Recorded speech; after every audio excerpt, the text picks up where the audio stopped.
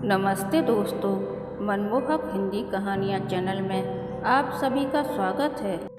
आज की हमारी कहानी है दोस्ती जो रिश्ते में बदल गई। आपको हमारी कहानी पसंद आती है तो वीडियो को लाइक, शेयर एंड चैनल को सब्सक्राइब जरूर कीजिएगा। मॉल में पहुँचे ही थे कि आयुषी को उसके फ्रेंड्स सामने दिख गई और वह मुझे तेजी से बाय बाय कहकर उनके साथ बोली।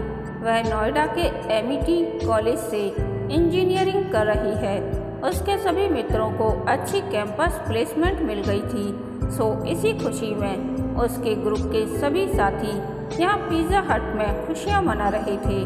नोएडा का यह मशहूर जीआईपी यानी ग्रेट इंडिया प्लेस मॉल युवाओं का पसंदीदा स्थान है।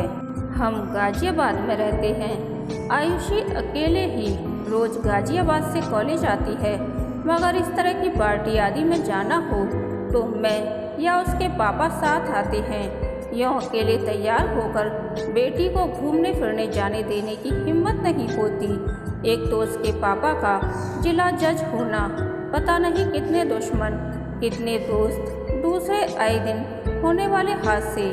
मैं तो डरी सी ही रहती हूँ। क्या करूँ, आखिर माँ होना।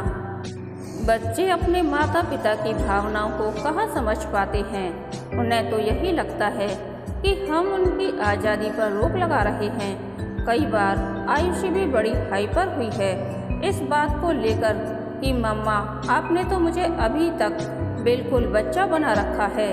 अब मैं बड़ी हो गई हूँ, अपना ध्यान रख सकती हूँ। अब उस नादान को क्या समझाएं कि माता पिता के लिए तो बच्चे हमेशा बच्चे ही रहते हैं, चाहे वे कितने भी बड़े क्यों न हो जाएं। हाँ, मेरी तरह शायद जज साहब से वह इतना कुछ नहीं कह पाती। उनकी लाडली सिर चढ़ी जो है, जो बात मनवानी होती है मनवा ही लेती है। बात तो शायद मैं भी उसकी मान ही लेती हूँ, लेकिन उसे बहुत कुछ समझा बुझाकर जिससे वह मुझसे खींच सी जाती है। अब क्या करूँ, जब मुझे इस तरह के आधुनिक तौर तरीके पसंद नहीं आते तो मैं तो हर बात इसे ही तरजीह देती हूँ कि वह अपने पापा के संग ही आई। दोनों बाप बेटी के शौक मिजाज एक से हैं। कितनी ही देर मॉल में घुमवा लो, दोनों में से कोई पहल नहीं करता घर चलने की। मैं भी कभी कभी बस फंस ही जाती हूँ, जैसे आज वह नहीं वक्त निकाल पाई। कोर्ट में कुछ जरूरी काम था। मैं थोड़ी देर तक यूँ ही एक दुकान से दूसरी दुकान में टहलती रही। खरीदारी तो वैसे भी मुझे कुछ यहाँ करनी नहीं होती है। वह तो मैं हमेशा अपने शहर की कुछ चुनिंदा दुकानों से ही करती हूँ। सरकारी गाड़ी में अर्दलियों और सिपाहियों के संग रौब से जाओ और बस रौब से वापस आ जाओ। सामान में कोई कमी हो तो चाहे महीने भर बाद दुकान पर पटक आओ। यहाँ मॉल में इतनी भीड़ में किसको किसकी परवाह है। कौन पहचान रहा है कि जज की बीवी शॉपिंग कर रही है या कोई और। शायद इतने सालों से इसी माहौल की आदी हो गई हूँ और कुछ अच्छा ही नहीं लगता। खैर, समय तो गुजारना ही था। यूँ ही बेमतलब घूमते रहने से थकान सी भी होने लगी थी। घड़ी पर नज़र डाली तो बस आधा घंटा ही बीता था। सोचते विचरते मैं मैकडोनाल्ड की तरफ आ गई। कार्य दिवस होने के बावजूद वहाँ इतनी भीड़ थी कि बस लगा कॉलेज बंक करके सब बच्चे यहीं आ गए हों। माहौल को देखकर आयुषी का ख्याल फिर दिलो दिमाग पर छा गया कि पता नहीं यह क्या मॉल वॉल में पार्टी करने का प्रचलन हो गया है। अरे तसल्ली से घर में मित्रों को बुलाओ, खूब खिलाओ पिलाओ, मौज मस्ती करो, कोई मनाही थोड़े ही है। थोड़ी देर में ही सही, मेरा भी कॉफ़ी का नंबर आ ही गया था। कॉफ़ी और फ्रेंच फ्राइज लेकर भीड़ से बचते बचाते मैं एक खाली सीट पर जाकर बैठ गई और अपने चारों तरफ देखती कॉफ़ी का सिप भरती जा रही थी। तभी मेरे पास एक बड़ी स्मार्ट सी महिला आई और खाली पड़ी सीट की ओर इशारा कर बोली, क्या मैं यहाँ बैठ सकती हूँ? हाँ हाँ, क्यों नहीं, आप चाहें तो यहाँ बैठ सकती हैं। इतना कहने के साथ ही मेरी इधर उधर की सोच पर वर्धमान ने ब्रेक लगा दिया। मैं उस संभ्रांत महिला को कॉफी पीते पीते देखती रही। उसने कांजीवरम की भारी सी साड़ी पहन रखी थी। उसी से मेल खाता खूबसूरत सा कोई नेकलेस डाल रखा था। पर्स भी उसके हाथ में बहुत सुंदर सा था। कुल मिलाकर वह हाई सोसाइटी की दिख रही थी। मुझसे रहा नहीं गया। अटपटा सा लग रहा था कि उसके सामने मैं फ्रेंच फ्राइज का मजा अकेले ही ले रही थी और वह सिर्फ कॉफ़ी लेकर बैठी थी। संकोच छोड़ मैंने अपने चिप्स उसकी ओर बढ़ाते हुए कहा, अकेले ही शॉपिंग हो रही है। अपने होठों पर हल्की सी हंसी लाकर वह बोली, शॉपिंग नहीं, आज तो अपने बेटे के संग आई हूँ। दरअसल आज बच्चों की गेट टुगेदर है। मेरे पति रिटायर्ड IAS हैं। यहीं सेक्टर 30 में हमारा छोटा सा घर है। पति तो अपनी ताश मंडली में व्यस्त रहते हैं और मैं बस कभी क्लब, कभी किटी और कभी समाज सेवा। रिटायर होने के बाद कहीं ना कहीं तो अपने को व्यस्त रखना ही पड़ता है ना। आज मेरा छोटा बेटा समर्थ बोला कि मम्मा मेरे संग मॉल चलिए, आपको अच्छा लगेगा। सो आज यहाँ का कार्यक्रम बना लिया। उसने 2-4 फ्रेंच फ्राइज बिना किसी झिझक के उठाते हुए बताया। हम समझ गए थे कि हमारे बच्चे एक ही ग्रुप में हैं। थोड़ी देर में ही हम सहज होकर बातें करने लगे। कुछ अपने परिवार के बारे में वह बता रही थी और कुछ मैं। बीच बीच में हम खाने पीने की चीज़ें भी मंगाते जा रहे थे। अब किसी के संग रहने से अच्छा लगने लगा था। बातों बातों में ही पता चला कि उनके 2 बेटे हैं। छोटा समर्थ आयुषी के संग पढ़ रहा था और बड़ा यश इंजीनियरिंग के बाद पिछले साल सिविल सर्विस में सेलेक्ट हो गया था। इस समय लाल बहादुर शास्त्री एकेडमी मसूरी में उसकी ट्रेनिंग चल रही थी। मैंने सोचा कि बाप बेटा दोनों IAS। शुरू में ही मुझे लग गया था कि मेरी तरह यह महिला कोई ऊंची हस्ती है। उनका बेटा IAS है और जल्दी ही वह उसकी शादी करने की इच्छुक हैं। यह जानकर तो मेरी रुचि उनमें और भी बढ़ गई। मैं तो खुद आयुषी के लिए अच्छा वर ढूंढने की कोशिश में थी और एक IAS लड़के को अपना दामाद बनाना तो जैसे मेरे ख्वाबों में ही था। यश के बारे में जानकर मुझे सब कुछ अच्छा लगा था, लेकिन एक अड़चन थी कि वे कायस्थ थे, हमारी तरह ब्राह्मण नहीं थे, जो मेरे लिए तो जमीन और आसमान को मिलाने वाली बात थी। अपनी इकलौती बेटी की गैर जाति में शादी करना मेरी सोच में कहीं दूर दूर तक नहीं था। एक तरह से तो मैं इस तरह के विवाह के बिल्कुल खिलाफ थी।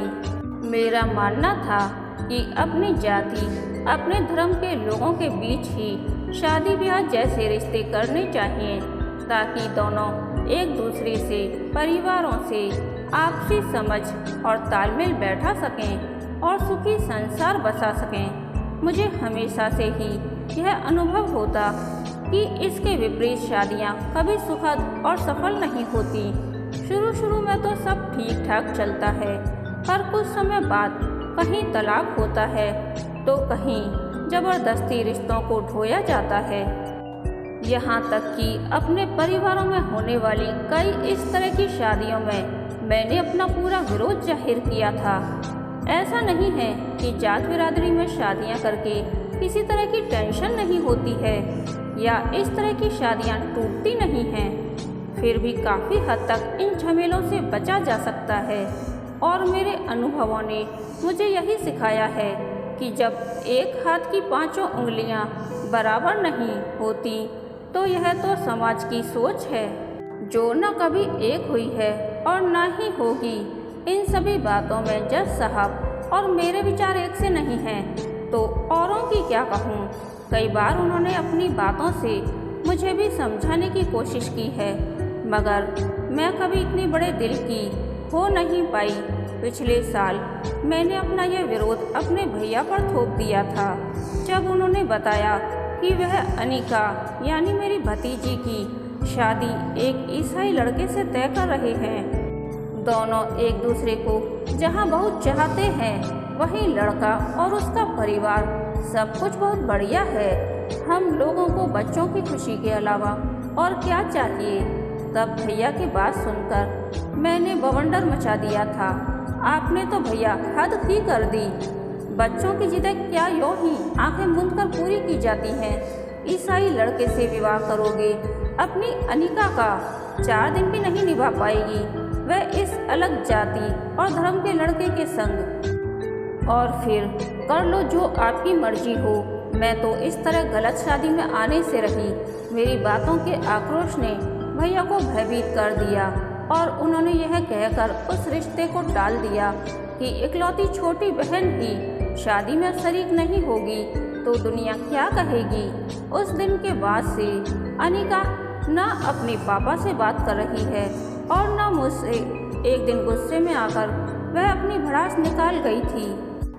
बुआ, आपने मेरा प्यार, मेरी जिंदगी मुझसे छीन ली। हम सब ने हमेशा आपको कितना प्यार, सम्मान और स्नेह दिया, उसका यह सिला दिया आपने। कल को आपको अपनी आयुषी की ऐसे ही किसी लड़के से शादी करनी पड़ी, तब मैं देखूंगी कि कैसे आप जाति और धर्म का भेदभाव कर उसका दिल तोड़ पाती हैं। उसकी आंखों में भरे हुए आंसू और अपने लिए नफरत आज भी मुझे विचलित कर देते हैं। मुझे इस बात का एहसास बाद में हुआ कि वह उस लड़के के प्यार में इतनी दीवानी है कि उसके बिना किसी और से शादी नहीं करेगी। कभी कभी खुद पर भी बहुत गुस्सा आता है कि मैंने इस कदर क्यों अपनी इच्छा अपने भैया पर थोपी। फिर सोचती हूँ तो लगता है कि आखिर मैंने गलत ही क्या किया। वह मेरे अपने थे। अगर अपनों को उनकी गलती का एहसास करा दिया तो क्या गलत किया। अनिका मेरी कोई दुश्मन थोड़ी ही थी। खुद भैया को भी पता था कि मैं अनिका से कितना प्यार करती हूँ, पर मुझे उस समय जो सही लगा मैंने वही किया। अब वही बातें मेरे जीवन में आ रही थी। मैकडॉनल्ड की उस मुलाकात ने थोड़े ही समय में दोनों माँओं के बीच एक दोस्ती का सा रिश्ता बना दिया था। अपने अपने मोबाइल नंबर और अते पते देकर हमने विदा ली थी। रास्ते भर मैं आयुषी से अपनी इस नई बनी दोस्त की बातें करती रही और वह भी अपनी तरह तरह की बातें मुझे बताती रही। उसके दोस्त की मम्मी के संग मैं आज सारे दिन रही और बोर नहीं हुई। इससे मेरी बेटी बहुत संतुष्ट थी। बोली, मम्मा आज आप बोर नहीं हुई? नहीं तो पिछली बार की तरह मुझे सारे रास्ते आपके भाषण सुनने पड़ते। चलो आगे से जब भी ऐसी कोई पार्टी होगी तो मैं आंटी से कहूँगी कि वह भी आपको कंपनी देने आ जाएं। तब तो ठीक रहेगा ना मम्मी? आपसे मिलकर बातें करके बहुत अच्छा लगा। हाँ, मैं भी बस आपके बारे में ही सोच रही थी। कभी कभी किसी से अचानक मिलने पर भी ऐसा नहीं लगता कि हम जिंदगी में पहली बार मिले हैं। मैंने भी उनकी बात का जवाब उन्हीं के अंदाज में दे दिया। थोड़ी देर तक इसी तरह इधर उधर की बातें होती रही। फिर पता नहीं मुझे क्या हुआ कि उन्हें अपने घर अगले सप्ताह होने वाली पार्टी के लिए आमंत्रित कर दिया। मॉल में श्रीमती सक्सेना से इसीलिए पार्टी में आने को नहीं कहा था कि जज साहब से पूछकर कहूँगी, पर अब जब उन्होंने यह बताया कि मसूरी से इस रविवार को 5 दिन के लिए यश भी आ रहा है तो बस उसे देखने की इच्छा दिल में जाग उठी और बोल पड़ी, अरे तो आप सब लोग इस रविवार को हमारे घर आइए ना, एक छोटी सी पार्टी रखी है, जज साहब को अच्छा लगेगा। वह भी तुरंत तैयार हो गईं, जैसे आने के लिए बिल्कुल तैयार बैठी हों।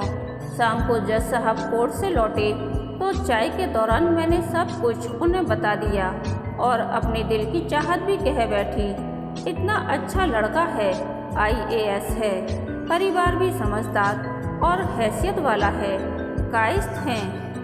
क्या ही अच्छा होता कि हमारी तरह वह भी ब्राह्मण होते तो हाथ जोड़कर उनसे आयुषी के लिए उनका यश मांग लेती। मेरे स्वभाव से परिचित जज साहब ने इस बात को जरा भी तूल नहीं दिया। सामान्य भाव से बोले, अरे निशी, जिस रास्ते जाना नहीं उस बारे में क्या सोचना। जब हम आयुषी के लिए लड़का ढूंढने निकलेंगे तो देखना लड़कों की कोई कमी नहीं आएगी। अभी तो हमारी बेटी का इंजीनियरिंग का ही 1 साल बचा है, फिर उसे MBA भी करना है। अभी कई साल हैं उसकी शादी में। मैंने भी सोचा कि जज साहब सही तो कह रहे हैं, अपनी जाति में भी लड़कों की कोई कमी थोड़े ही है। अभी ऐसी जल्दी भी क्या है। अनिका की तरह आयुषी का किसी गैर जाति में अफेयर थोड़े ही है जो मैं इस विषय में सोचूं। देखते ही देखते हफ्ता निकल गया। पार्टी का दिन भी आ गया। लॉन में ही पार्टी का इंतजाम किया था। पहली बार आयुषी ने पार्टी का जिम्मा अपने सिर पर लिया था। बोली, मम्मा, अभी परीक्षा की कोई टेंशन नहीं है, इस बार मैं देखूंगी सारा इंतजाम। सुनकर पहली बार एहसास हुआ कि बेटी बड़ी हो गई है। यश का ख्याल एक बार फिर दिमाग में आ गया, मगर मेरी मजबूरी थी कि मैं चाहकर भी यह रिश्ता नहीं कर सकती थी। मुझे इस समय अपनी भतीजी के गुस्से में कहे शब्द याद आ रहे थे। घर में मेहमान आने शुरू हो गए थे। मैंने अपनी सोच को दरकिनार करने की कोशिश की और मेहमानों की आवभगत में लग गई। जज साहब के कुछ करीबी जल्दी ही आ गए थे, अतः वह उन्हें पीने व पिलाने में व्यस्त हो गए। मैं और आयुषी मेहमानों के स्वागत में लगे थे। बेटी पर बार बार नजरें जाकर ठहर जाती, क्योंकि आज वाकई वह बहुत सुंदर लग रही थी। अचानक दिल में ख्याल आया कि अगर आज की पार्टी में यश उसे देख ले और पसंद कर ले, या उसकी मम्मी ही आयुषी को अपने बेटे के लिए मांग लें, तो अचानक ही वह परिवार आंखों के सामने आ गया।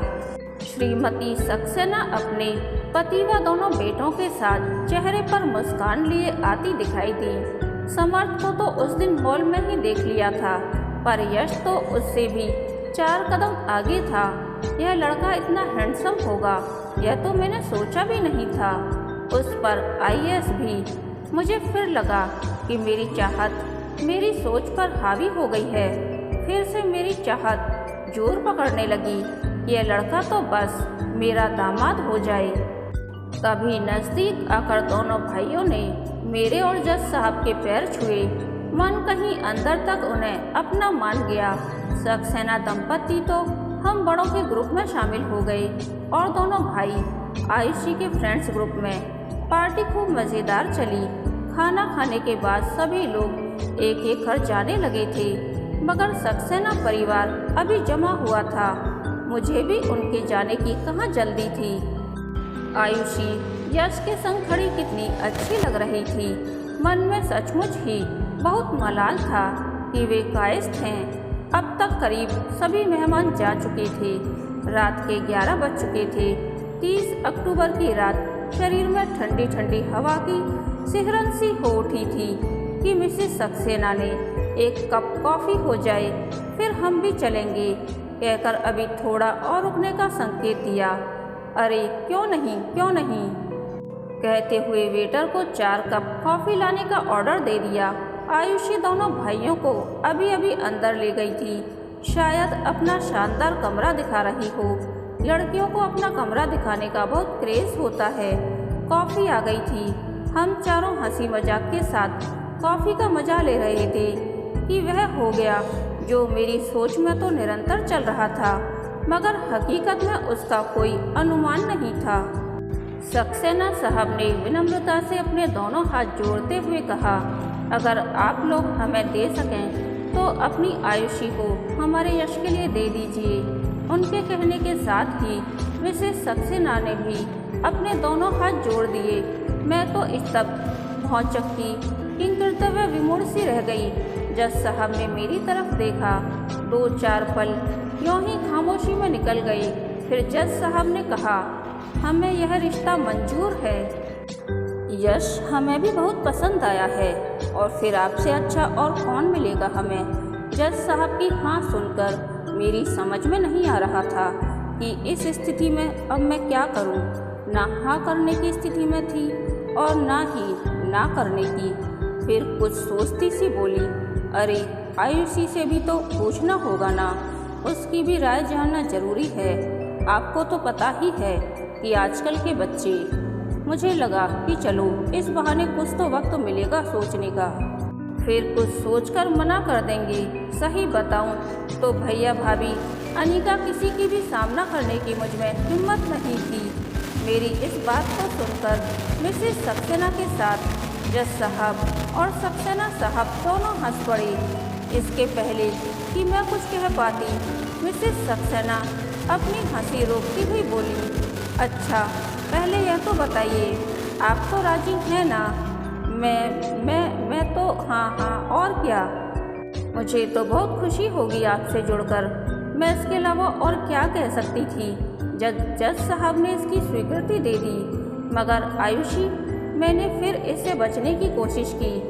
अरे निशी जी, मुझे तो बस आपकी ही इजाज़त चाहिए थी, बाकी सबकी इजाज़त तो पहले से ही है। इस बार सक्सेना साहब ने जिस अंदाज में कहा, मेरा चौंकना लाजमी था।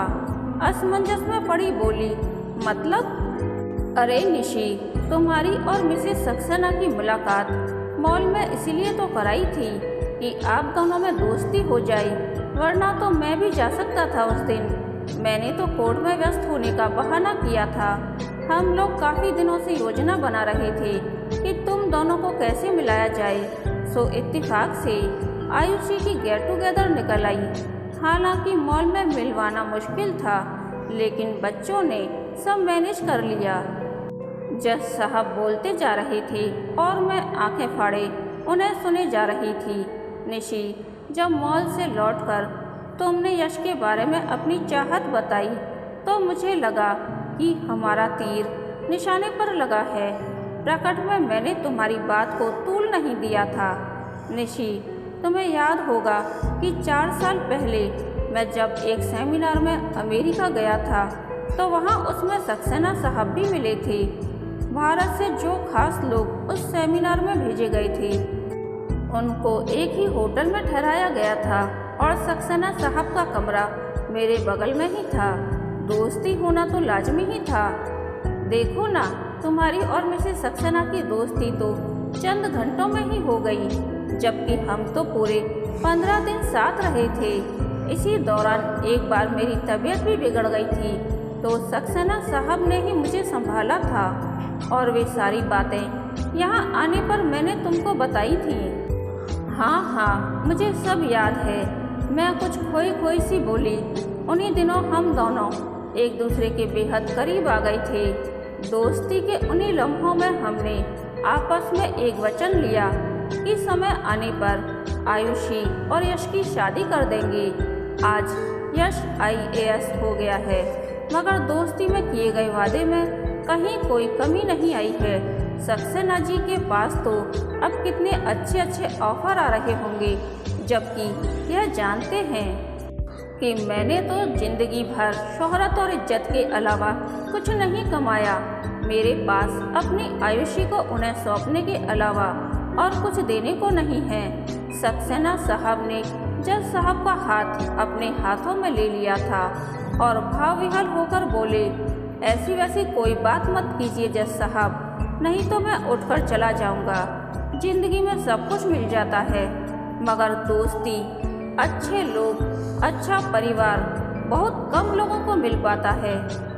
और हम लोग उन्हीं में से एक हैं कि हमें आप मिले हैं। सुन रही हो निशी, तुम जात बिरादरी की बातें करती रहती हो, क्या इनसे अच्छा तुम्हें आयुषी के लिए कुछ मिल पाएगा? अच्छे लोग, अच्छे रिश्ते, अच्छे परिवार, इन सब से बढ़कर न धर्म है, न जाति है और न ही कुछ और। आज मैंने बिना तुम्हारी इच्छा जाने इस रिश्ते को हाँ कर दी है, क्योंकि मैं जानता हूँ कि मैं सही काम कर रहा हूँ। और अदालत में आए दिन परिवारों के टूटने बिखरने के मामले मैंने सुने और निपटाए हैं। उनमें रिश्ते टूटने की वजह यह शायद ही हो कि उनकी जाति अलग थी या धर्म। मुझे माफ़ करना निशी, तुम्हारी बेसिर पैर की बातों के लिए मैं इतना अच्छा रिश्ता नहीं ठुकरा सकता। अच्छा लड़का सोच कर ही यश से आयुषी की शादी की बात खुद तुम्हारे दिमाग में आई, इसके लिए ही वह मुलाकात करवाई गई और अब यह पार्टी भी रखी गई ताकि इस ड्रामे का सुखद अंत कर दिया जाए।